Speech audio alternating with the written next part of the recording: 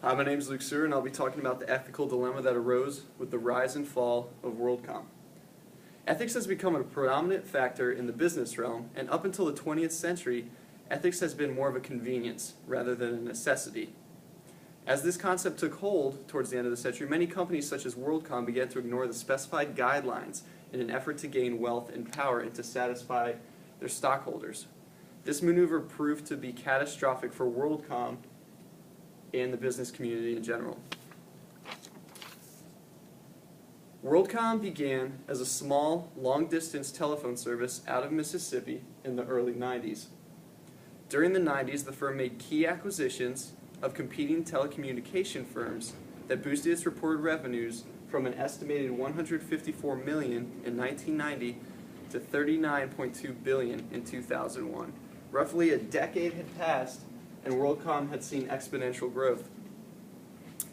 At its peak, WorldCom ranked 42nd on Forbes' Fortune 500 companies list and looked to stockholders only to progress even higher.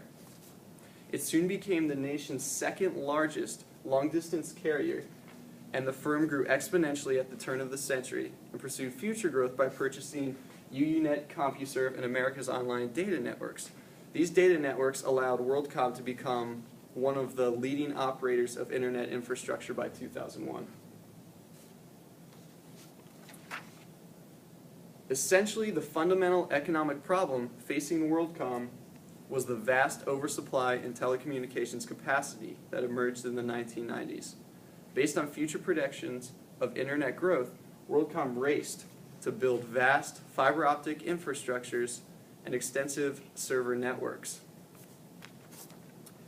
As the decade that brought to life the dot-com boom ended, WorldCom, among many other firms, experienced a sudden reduction in demands. The economic recession that pursued fundamentally struck a devastating blow to WorldCom's profits, as long as the communications sector of the industry. They saw a significant decline in customer usage. The revenues of WorldCom began to fall, short of investors' expectations, as the monumental debt incurred to finance excessive mergers remained. Accumulated stock at its peak in 2001 was estimated to be worth roughly $150 billion. And by July 1st of 2002, not even a year later, it had plunged to a mere $150 million. In 2001, WorldCom stock rose to its peak at $64.50 a share, only to drop to less than $2 a share in July of 2002. In August of that same year, it would drop to less than $1 per share. This sudden decrease in the price per share was a direct result of the ethics violations that WorldCom had made in its corporate infrastructure. They knowingly misclassified various documents, forms, capital expenditures, and various assets in order to save face with investors and to remain profitable, or to appear so. Government regulations investigated, and they found no violations present, simply because WorldCom had been very specific in how it classified these hidden debts. In reality, WorldCom was shrinking exponentially, and in order to save the value of the company and its place in the industry, it lied on legal records to remain profitable and to remain an almost monopolistic type of industry. As WorldCom began to lose significant business in 2001, accounting maneuvers were made to essentially save face with their investors. Wall Street had seen the exponential growth of WorldCom's stock, and it was proclaimed to be one of the most beneficial companies to invest in 2001. Executive staff consisting of then CFO Scott D. Sullivan and former controller David F. Myers sought to hide the decline in revenue by classifying over $3.8 billion in payments for line costs as capital expenditures rather than current expenses. According to reports, over $3.05 billion was misclassified in 2001 alone, and $797 million was misclassified in the first quarter alone of 2002. In addition, another $14.7 billion in 2001 line costs was treated as a current expense, which is in direct violation with government regulations and the generally accepted accounting procedures.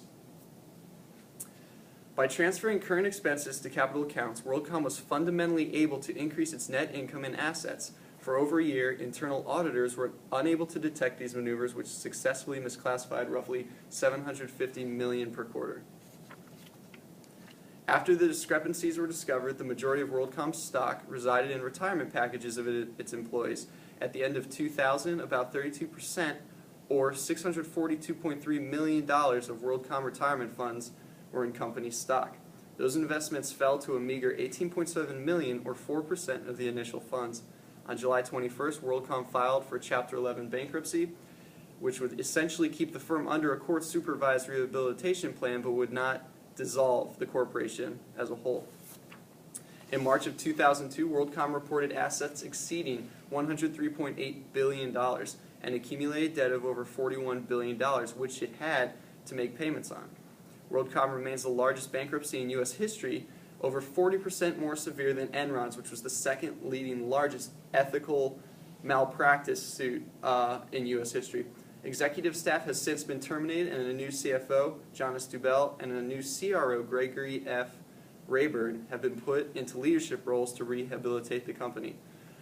Ethics has proven to be both a standard of care and a standard of follow in business, but it has also proved to be catastrophic for those who don't follow it. Strict government regulations strictly prohibit the violation of these principles, and by not adhering to the ethics code of conduct inside business practices, you're condemning yourself to failure as part of that business. And by not coming forward, the executives of WorldCom not only subjected themselves but their employees to the penalty of the law, and as such have been penalized and fired and removed from the industry in general.